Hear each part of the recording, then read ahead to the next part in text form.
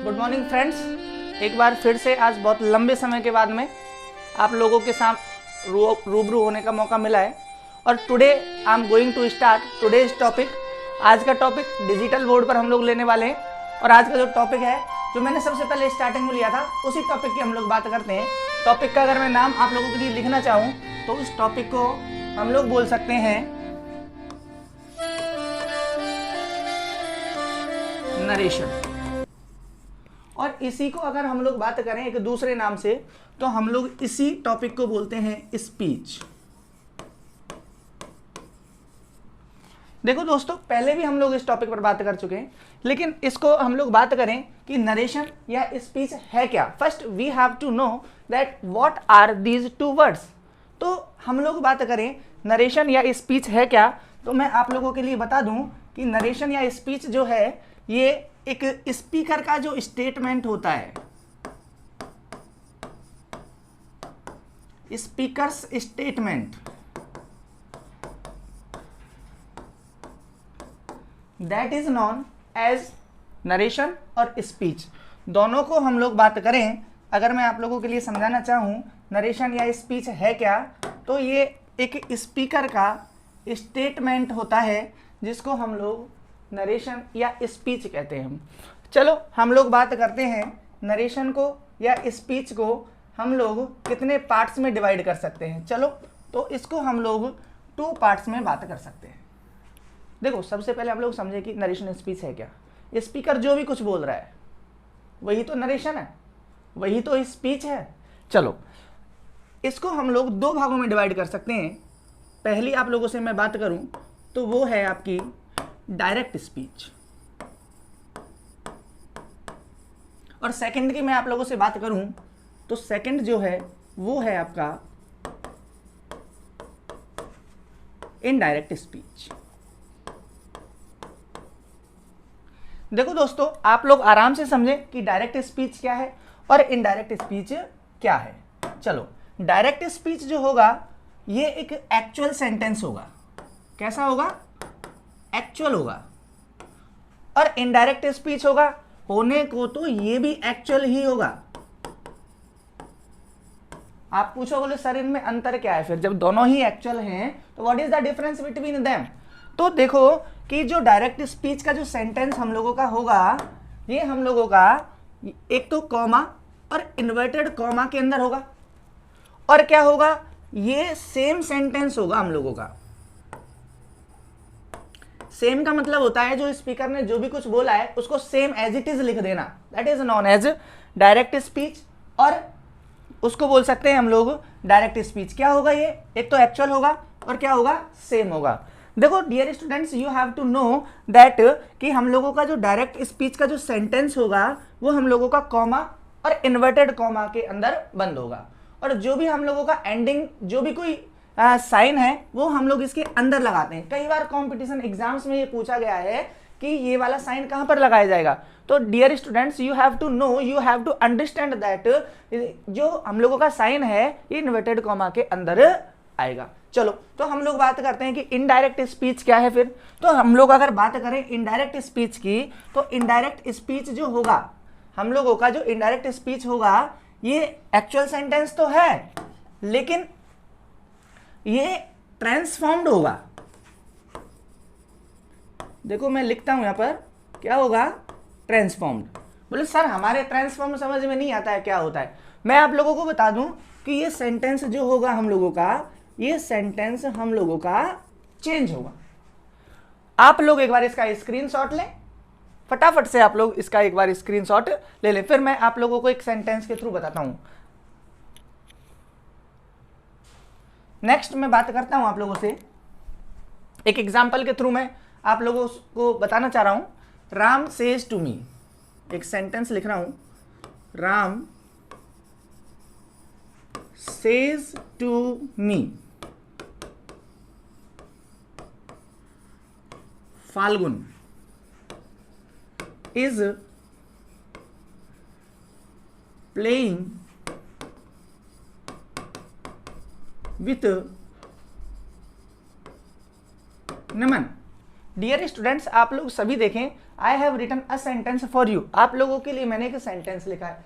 आप लोग सभी देख सकते हो कि ये जो सेंटेंस है, ये सेंटेंस दो भागों में डिवाइड है। देखो, एक सेंटेंस हम लोगों का ये है और एक हम लोगों का सेंटेंस ये है। दो सेंटेंस हम लोगों के होते हैं। चलो एक बार हम लोग इनके नेम देखते हैं कि इनके नेम क्या हो सकते हैं। इस पार्ट को हम लोग बोल सकते हैं आरसी और इस पार्ट को हम लोग बोल सकते हैं आरबी। इस पार्ट को हम लोग बोल सकते हैं inner part of a sentence, inner part. तो इसको हम लोग किस नाम से जानेंगे? तो आप लोग देखो, इसको हम लोग जानते हैं आर एस के नाम से। आप पूछ सकते हो कि sir what is the mean of R S here? तो हम लोग बात करें तो इसको हम लोग बोलेंगे रिपोर्टेड स्पीच। इसको हम लोग क्या बोलेंगे भाई? Reported speech. तो इनकी फुल फॉर्म क्या होगी? तो अगर मैं बात करूं इसके फुल फॉर्म की, तो हम लोग इसको बोल सकते हैं रिपोर्टिंग क्लॉज।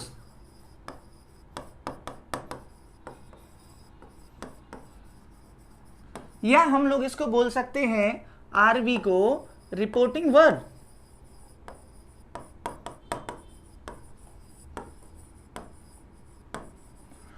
डियर स्टूडेंट्स, आप सब समझें, इसको अगर हम लोग इनर पार्ट बोल रहे हैं तो इसको हम लोग आउटर पार्ट बोल सकते हैं। ये बाहर है इसके, तो इसको हम लोग आउटर पार्ट भी बोल सकते हैं। एक बार आप लोग इसको समझें कि इनका क्या क्या यूज है, किस तरीके से हम लोग इसको समझते हैं। एक बार स्क्रीनशॉट लें और मैं इसको आप लोगों के लिए बता देता हूं कि इस पार्ट को हम लोग बोलते हैं, that is known as direct speech. क्या बोलेंगे इसको?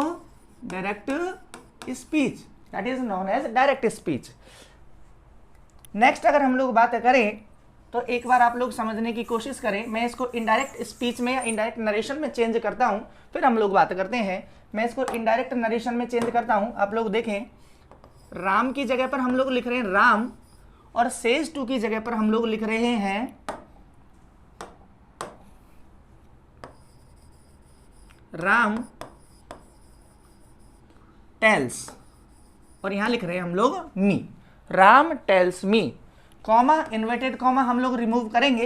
एक्चुअली हम लोग इनको स्टेप बाय स्टेप क्या क्या रूल्स हैं इनके, इन पर बात करेंगे। एक बार समझ लेते हैं हम लोग, और इसको मैं कनेक्ट कर देता हूं दैट से। फाल्गुन है तो उसकी जगह पर हम लोग फाल्गुन वर्ड ही ले रहे हैं। Falgun is playing,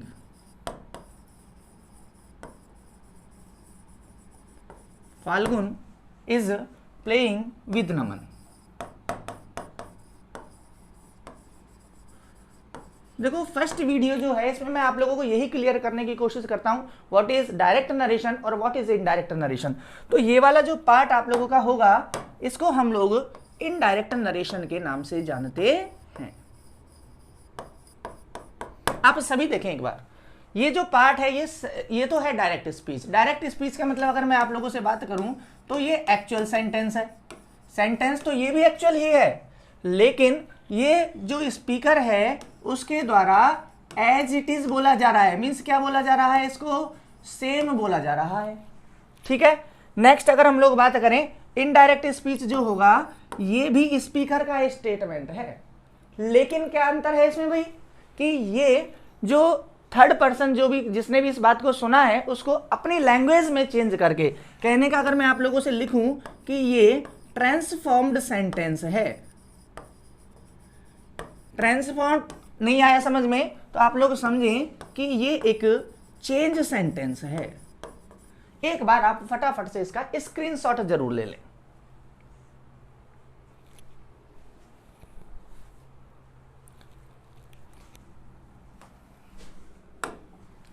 next dear students, हम लोग बात करते हैं कि हम लोग इसको किस तरीके से चेंज कर सकते हैं।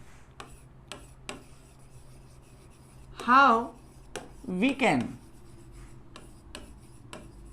चेंज और transform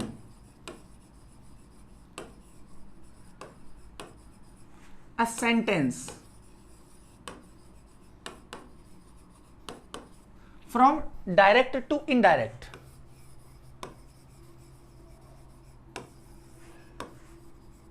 from direct to indirect. तो डियर स्टूडेंट्स, आपको समझ में आना चाहिए कि जब हम लोग एक सेंटेंस को डायरेक्ट से इनडायरेक्ट में ट्रांसफॉर्म कर रहे हैं या चेंज कर रहे हैं, तो वी हैव नो 6 रूल्स हम लोगों को, या मैं बात करूं आप लोगों से तो इसके लिए हम लोगों के पास में 6 स्टेप हैं जो हमको यहाँ पर फॉलो करनी है। कितनी स्टेप्स हैं? 6 स्टेप हैं। एक बार एक एक करके मैं उस सबको एक बार लिखता हूं। देखो, सबसे पहले अगर मैं बात करूं आप लोगों से, नंबर फर्स्ट में अगर आप लोगों से बात करूं कि वो क्या हो सकता है जिसको हम लोग बात करते हैं, तो सबसे पहले हम लोग आरसी को चेंज करते हैं। आरसी में क्या क्या चेंजिंग होगी इनकी हम लोग एक बार बात कर लेते हैं। आरसी में चेंजिंग जो होगी हम लोगों के लिए या तो होगा से, या होगा सेज टू, या होगा हम लोगों के लिए विल से, या हम लोगों के पास में होगा शैल से, या हम लोगों के पास में होगा, एक ही साथ लिख देता हूं मैं, हैज, हैव, हैड, सेड। अगर हम लोगों के लिए ये डायरेक्ट स्पीच में आ रहे हैं तो हम लोग इसको चेंज कैसे करेंगे? इनको हम लोग सेम लिखेंगे। कि क्या लिखेंगे? सेम, ऐसे के ऐसे ही हम लोग इनको लिख देंगे। ठीक है, एक बार स्क्रीनशॉट लो तो स्क्रीनशॉट लो, फिर मैं इसको आगे एक्सप्लेन करता हूं। लेकिन डियर स्टूडेंट्स, आप लोग देखें कि अगर हम लोगों के पास में इन सब के साथ में टू लग रहा है, क्या लग रहा है? टू लग रहा है, तो हम लोग से टू की जगह पर तो हम कर देंगे यहां पर टेल, और सेज टू की जगह पर हम लोग कर देंगे यहां पर टेल्स। विल से टू की जगह पर हम कर देंगे, विल से टू की जगह पर कर देंगे विल टेल, और शैल की जगह पर हम लोग कर देंगे शैल टेल, और हैज, हैव, हैड की जगह पर जो अगर हैज है तो हैज, हैव है तो हैव, हैड है तो हैड, और क्या कर देंगे? इसको हम लोग कर देंगे टोल्ड। डियर स्टूडेंट्स, आप लोग फर्स्ट स्टेप देखें, आरसी को हम लोग किस तरीके से चेंज कर रहे हैं। फटाफट से आप लोग इसका स्क्रीनशॉट लें ताकि हम लोग आगे की बात करें। नेक्स्ट हम लोग जो बात करते हैं, फर्स्ट स्टेप तो हम लोग फॉलो कर चुके हैं। सेकंड स्टेप की अगर हम लोग बात करें तो हम लोगों के पास में कॉमा या इन्वर्टेड कॉमा होगा।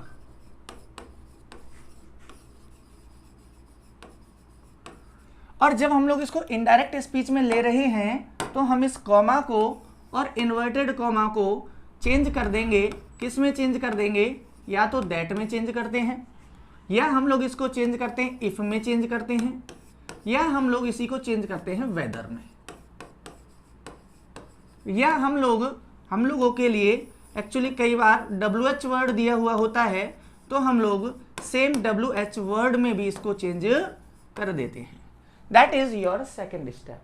क्या करेंगे हम लोग? कॉमा और इन्वर्टेड कॉमा को हटा देंगे और उसके बाद में कॉमा इन्वर्टेड कॉमा को क्या करेंगे हम लोग? यहां से रिमूव करेंगे, और रिमूव करने के बाद में सिचुएशन अगर हम लोगों के लिए सिंपल सेंटेंस है तो हम लोग यूज कर देंगे दैट का। क्वेश्चन है तो हम लोग इफ या वेदर का यूज कर देंगे।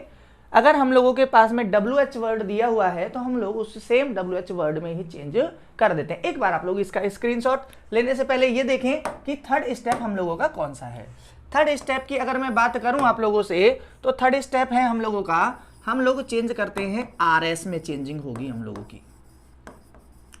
RS में changing dear students you have to know कि हम लोग RS में 3 तरीके की चेंजिंग करेंगे। नंबर A, तो हम लोग क्या करेंगे? उसके प्रोनाउन को चेंज करेंगे। क्या चेंज करेंगे? प्रोनाउन को चेंज करेंगे। B क्या करेंगे हम लोग? उसका टेंस को चेंज करेंगे, उसके टेंस को चेंज करेंगे। और C में बात करूं आप लोगों से तो उसके एडवर्ब्स को हम लोग चेंज करेंगे। अगर हम लोग बात करें 3 स्टेप, 3 के बाद 3, 4 और 5 स्टेप हम लोग पढ़ चुके हैं। तो लास्ट वाला स्टेप क्या होने वाला है, आप लोग ध्यान रखें, आप लोगों को समझ में भी आना चाहिए कि नेक्स्ट जो बात करें हम लोग नंबर 4th स्टेप की। तो 4th स्टेप में हम लोग केवल और केवल इन फुल स्टॉप का ही यूज करेंगे।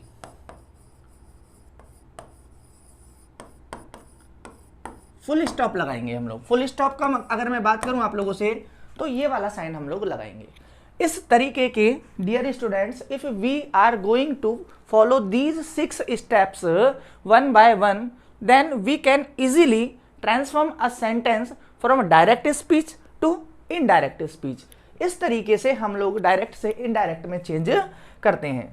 डियर स्टूडेंट्स, मैं आप लोगों के लिए यहाँ पर एक होमवर्क देता हूँ, जो आपको अब मीन्स कमेंट सेक्शन में लिख करके भेजना है कि उसका आंसर क्या हो सकता है। एक मैं आप लोगों के लिए एक एग्जाम्पल देता हूं। एग्जाम्पल नंबर 1 है आपका, Monica says to me, my mummy is preparing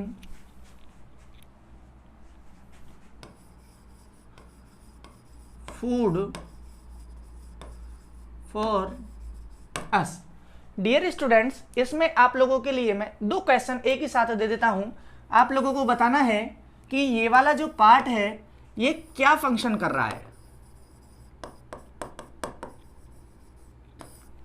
और हम लोगों के पास में जो ये इन्वर्टेड कॉमा के अंदर वाला जो पार्ट है ये क्या फंक्शन कर रहा है। आई होप आपको ये क्लास समझ में आई होगी। आप लोग इस चैनल को ज़्यादा से ज़्यादा लाइक करें, शेयर करें और इस पर कमेंट करें। If you have any query then you can comment on me on the comment section. Dear student, आप लोगों को इन क्वेश्चंस के आंसर लिख करके भेजें। नेक्स्ट क्लास में हम लोग जल्दी मिलेंगे। Thanks for watching the video.